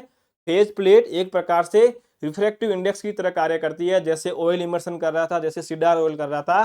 तो ये दिया हुआ है कि आपके use difference in refractive index, तो आपके इसका हो जाएगा 3 नंबर, फेज कॉन्ट्रास्ट का हो जाएगा 3 नंबर। और पीछे आपके बचता है डार्क फील्ड के अंदर use difference only from specimen, इसका आपके हो जाएगा 1 नंबर। अब आप इस क्वेश्चन को सॉल्व करो, अच्छा क्वेश्चन है, 2025 का PYQ है। तो आपके ए का हो जाएगा 3 नंबर, तो ए का 3 नंबर आपके किस किस में आ रहा है, ये भी नहीं होगा, ये भी नहीं होगा।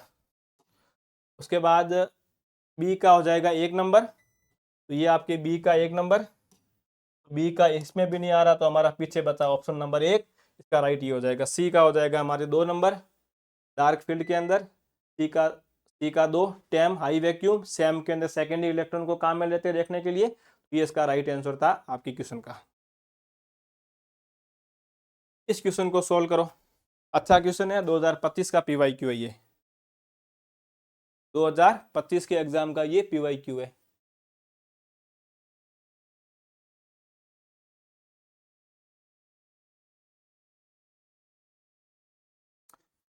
और अभी तक माइक्रोस्कोपी के 17 क्वेश्चन में 2 क्वेश्चन डिलीट हुए। एक तो आपका क्वेश्चन डिलीट हुआ था इलेक्ट्रॉन माइक्रोस्कोपी का, पूछा था कि इलेक्ट्रॉन की रेंज क्या होती है, तो हमने कहा था कि 0.05 एंगस्ट्रम से 1 एंगस्ट्रम तक, उसके चारों ऑप्शन गलत दे रखे थे, वो हुआ डिलीट आपके। और वो था 2011 का जो आरपीसी का सबसे फर्स्ट पेपर हुआ था, इस क्वेश्चन को भी आरपीसी ने क्या किया है, डिलीट किया आपके। इस क्वेश्चन को भी आरपीसी ने डिलीट कर दिया है। उसके डिलीट करने का कारण ये था, वो तो वो जाने कारण क्या था, लेकिन अगर ये क्वेश्चन डिलीट नहीं होता, अगर ये क्वेश्चन डिलीट नहीं होता आरपीएससी का, तो इसका आपके राइट आंसर हो जाता। ने पूछा गलत कथन बांटिए, पूछी कौन सी, माइक्रो टेम पूछी है। टेम इसका मतलब स्कैन नहीं करेगी, वो डायरेक्ट घुस जाएगी, है ना। तो ट्रांसमिटेड इलेक्ट्रॉनों से बनती है, electron are accelerate as a fine beam the scan specimen. तो अगर इस क्वेश्चन को डिलीट आरपीएससी को नहीं करना पड़ता, तो इसका राइट आंसर आपके ये होता है कि इसने गलत कथन पूछा है। हमें पता है कि टेम के अंदर इलेक्ट्रॉन स्पेसिमेन को स्कैन नहीं करता, वो सीधा उसको ट्रांसमिटेड होता है, लेकिन यहाँ दे रखा स्कैन द स्पेसिमेन। अब इसको डिलीट क्यों किया है वो मुझे भी अभी पूरा ये समझ नहीं आया है, लेकिन अगर सबसे इसका बेस्ट आंसर जो है वो होगा ऑप्शन नंबर 3, लेकिन आरपीएससी ने इस क्वेश्चन को डिलीट किया है।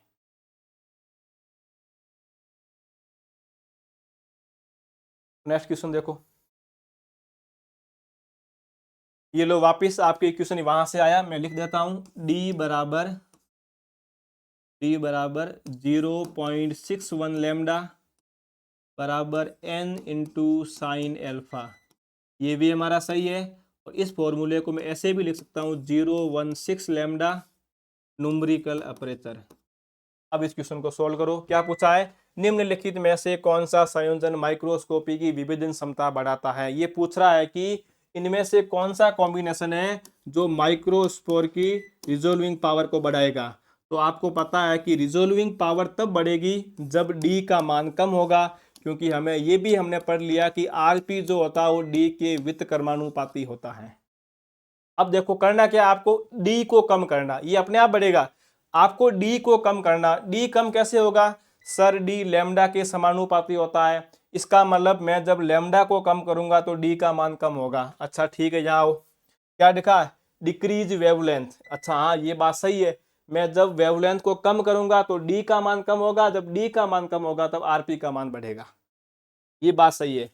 फिर क्या दे रखा है, मुझे एन के मान, यानी एन क्या रिफ्रैक्टिव इंडेक्स है, मुझे रिफ्रैक्टिव इंडेक्स के मान को बढ़ाना पड़ेगा। मैं जब रिफ्रैक्टिव इंडेक्स के मान को बढ़ाऊंगा तो डी, ये दोनों एक दूसरे के व्युत्क्रमानुपाती है, तो डी का मान कम होगा, तो डी का मान कम होगा तो हाँ सही है, जब डी का मान कम होगा तो आरपी का मान बढ़ेगा।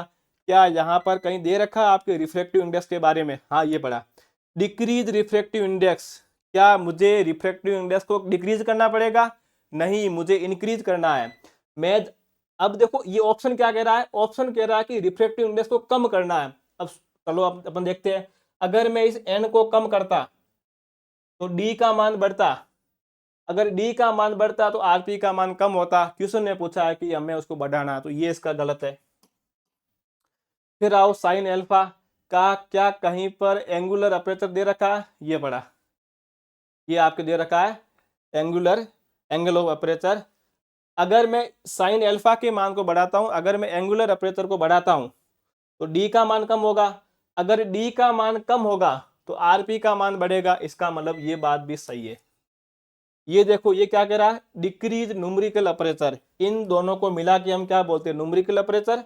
अगर मैं न्यूमेरिकल अपर्चर का मान कम करता हूं, अगर मैं न्यूमेरिकल अपर्चर का मान कम करता हूं तो डी का मान बढ़ेगा, डी का मान बढ़ेगा तो आरपी का मान कम होगा। हमें तो आरपी को बढ़ाना है, इसका मतलब ये भी गलत है। तो इसने पूछा है कि कौन सा सही है, तो ए एंड बी सही है, तो आपका ऑप्शन नंबर 4 सही है।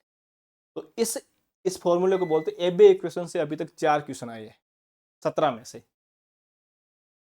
ये आपका लास्ट क्वेश्चन देखो आप, ये वापस एबे इक्वेशन का क्वेश्चन है, वापस से एबे इक्वेशन का क्वेश्चन है। तो मैं आपको बता देता हूं कि रिजोल्विंग पावर, तो या हम इसको डी भी कह सकते हैं, एक ही बात है ना। डी बराबर हो जाएगा 0.61 लैम्डा अपॉन हो जाएगा एन साइन अल्फा। ये फॉर्मूला हमारे पास। करो इसको सोल्व। ये इसने यहाँ से 1 हटा लिया है ना, क्वेश्चन में मिसप्रिंट हुआ है। ये 0.61 है, यहाँ पर 1 है, ध्यान रखना है ना। तो इसका आपके राइट आंसर आपको दिख रहा है कि 0.61 है, न कि 0.061 है। 0.61 एन साइन न, तो ये भी गलत है, ये भी गलत है, ये भी गलत, इसका ये सही है। तो इस क्वेश्चन का सही हो जाएगा आपके ऑप्शन नंबर 2, इसका सही हो जाएगा। तो मैं ये उम्मीद करता हूं कि इस क्वेश्चन में से आपके माइक्रोस्कोपी के कॉन्सेप्ट आपके अच्छे हुए होंगे। फिर भी आप इसको अच्छे से पढ़ लेना। इस क्लास का मेन ऑब्जेक्ट ये था कि आपके अंदर ये भय खत्म हो कि सर टेक्निक्स के क्वेश्चन कैसे आते हैं। तो कुछ नहीं था, इंपॉर्टेंट क्या था, न्यूमेरिकल अपर्चर के, सॉरी, तो जो आपकी एबे इक्वेशन थी उसको अच्छे से पढ़ना। रिजोल्यूशन लिमिट और रिजोल्विंग पावर के बीच में क्या डिफरेंट है वो देखना, एक दूसरे के उल्टे है, एक घटेगा तो एक बढ़ेगा। मतलब क्वेश्चन घूम घुमा के एबे इक्वेशन के ऊपर आ रहा है। मतलब लैम्डा बढ़ेगा तो क्या होगा, रिफ्रैक्टिव इंडेक्स बढ़ेगा तो क्या होगा, न्यूमेरिकल अपर्चर क्या होता है, बाकी टैम सेम में क्या डिफरेंट है, ये सब देख के जाना, आपका पेपर अच्छा होगा। तो ये सब आरपीएससी फर्स्ट ग्रेड के अंदर आपके आए हुए 17 क्वेश्चन थे जो आपके माइक्रोस्कोपी के अंदर आए थे। आया समझ में? अब दूसरी बात सुनो, अभी मुझे कुछ बच्चों के कमेंट आए कि सर लैब असिस्टेंट का एग्जाम हम दे या नहीं दे। अगर आपकी जगह मैं होता, मैं अगर फर्स्ट ग्रेड की तैयारी कर रहा होता, मैं पिछले 1 साल से तैयारी कर रहा होता फर्स्ट ग्रेड की, केवल मुझे वो कुछ नहीं दिखाई दे रहा, केवल फर्स्ट ग्रेड, मैं एग्जाम देने नहीं जाता। भाई मैं क्यों जाऊंगा, मुझे फिजिक्स नहीं आती, मुझे केमिस्ट्री नहीं आती है, तो मैं वहां जाके क्या करूंगा? कोई मतलब नहीं है। आपका 2 दिन खराब होंगे, पैसे खर्च होंगे, आपका टाइम सब कुछ खराब होगा, उल्टा आपका माइंड और खराब होगा, क्योंकि वो 2 दिन की भरपाई आप वापस जीवन में कभी नहीं कर पाओगे। इसलिए जिन बच्चों की अच्छे से फर्स्ट ग्रेड की तैयारी है वो लोग इस एग्जाम को देने के लिए नहीं जाए, लैब असिस्टेंट के एग्जाम को। मैं अभी से कह रहा हूँ, मैं मना कर रहा हूँ, इसलिए मना कर रहा हूँ, कुछ वस्तुओं को या कुछ लोगों को, कुछ चीज़ों को त्यागने से कभी कभी हमारी भलाई होती है। इसलिए जिन लोगों की अच्छे से तैयारी है वो लोग लैब असिस्टेंट का एग्जाम देने के लिए नहीं जाए, फर्स्ट ग्रेड के। बाकी सेकंड ग्रेड के बच्चे इस एग्जाम को 100% दे के आए, क्योंकि आपका तो सेम वही है, लैब सेकंड ग्रेड का छोटा भाई लैब असिस्टेंट है। आपको लैब असिस्टेंट का एग्जाम अच्छे से दे के आना है। फर्स्ट ग्रेड का कोई भी स्टूडेंट जो तैयारी कर रहा हो अच्छे से, वो देने के लिए नहीं जाए। पेपर घर बैठे देख लेना, कुछ नहीं आएगी। कल जो नीट का पेपर आया था वो सेम का सेम कॉपी पेस्ट आएगा लैब असिस्टेंट का भी, क्योंकि एनसीईआरटी लेवल पेपर आएंगे, सब ऐसे आएंगे। अब दूसरी बात, इस क्रिटिकल टाइम पीरियड के अंदर अपना रिवीजन करते रहो, जितना हो सके उतना रिवीजन कर लो। अभी जब रिवीजन करने में जोर आता होगा, हमें बोरिंग सा लगता होगा, मूड स्विंग करेगा, लेकिन जबरदस्ती पढ़ना। मैं हमेशा कहता हूँ पढ़ाई वो नहीं होती है पढ़ने का मतलब होता है जैसे आपको कहानी पढ़ रहे हो, आपको जोर नहीं आ रहा है, लेकिन सिलेक्शन लेने का मतलब आपको जबरदस्ती पढ़ना है। पढ़ने से भी ऊपर मतलब जबरदस्ती पढ़ना है, चाहे आपका मूड स्विंग हो, कुछ भी हो। अगर मूड स्विंग हो रहा है तो मूड स्विंग हो रहा है या पढ़ने का मन नहीं कर रहा, बोरिंग हो रही हो, तो किसी से बात कर लो, अपने प्रियतम से, आपका दोस्त साथी जो भी, उससे बात कर लो अच्छे से, तो आपका मूड अपने आप ठीक हो जाएगा, अगर वो आपका साथी आपका अपना है तो। और रिवीजन करो, अब प्रैक्टिस करो। मैं ये नहीं कह रहा हूँ कि पूरा दिन प्रैक्टिस, 1-2 घंटे 1 घंटा प्रैक्टिस कर लो, 100 क्वेश्चन की खूब है बायो में। रिवीजन करो, जो आपने पहले पढ़ रखा है उसको अच्छे से रिवीजन कर लो, आपका कल्याण हो जाएगा। इस क्रिटिकल टाइम में रिवीजन के अलावा आपका कोई साथी नहीं है। बाकी पीवाईक्यू पूरी पढ़ लेना, मैं अभी से कह रहा हूँ, पीवाईक्यू पढ़ोगे तो आपके अंदर एक डर खत्म हो जाएगा कि पेपर कैसा आएगा, पेपर कैसा आएगा। मैं फिर से कह रहा हूँ, बायोलॉजी का पेपर टफ नहीं आएगा, मॉडरेट आएगा। जैसा 2025 वाला आया था वैसा का वैसा आपका पेपर आने वाला है। तो मैं ये उम्मीद करता हूँ कि आप अच्छे से इस टॉपिक को, आपको समझ में आया होगा, ये इसको अच्छे से देख लेना। फिर भी कोई क्वेश्चन है मुझे पूछ लेना। और इसके अलावा भी अगर आपको लगता है कि सर हमारा ये टॉपिक वीक है माइक्रोस्कोप, तो आपको माइक्रोस्कोपी में पूरा या पीडीएफ फॉर्मेट पूरा करा दूंगा, अगर आप लोग चाहोगे तो। बाकी मुझे नहीं लगता कि मैं अभी आपको ये थ्योरी कराऊं। अब अपन क्या करेंगे, कल अपन सॉल्व करेंगे प्लांट फिजियोलॉजी के पूरे क्वेश्चन। फर्स्ट ग्रेड के अंदर अभी तक 45 क्वेश्चन आए प्लांट फिजियो के। अपन सारे के सारे जैसे अपन ने आज सॉल्व किए वैसे अपन कल सॉल्व करेंगे। इस प्रकार से अपन फर्स्ट ग्रेड के पूरे सिलेबस के पीवाईक्यू सॉल्व करेंगे जो इस लास्ट 6 पेपर के अंदर आए हैं। तो आज की क्लास को अपन यहाँ पे एंड करते हैं। आप सभी का बहुत धन्यवाद। उम्मीद है कि आप इसको अच्छे से देखोगे और आपका लॉजिक, आपका जो कॉन्सेप्ट है वो इस टॉपिक को लेके अब क्लियर हुआ होगा। तो आप सभी को थैंक यू। स्वस्थ रहिए और पढ़ाई करते रहिए, अपना ध्यान रखिए। एग्जाम का लास्ट की क्रिटिकल टाइम पीरियड है और मौसम भी चेंज हो रहा है, तो अपना खुद का ध्यान रखिए। थैंक यू आप सभी को।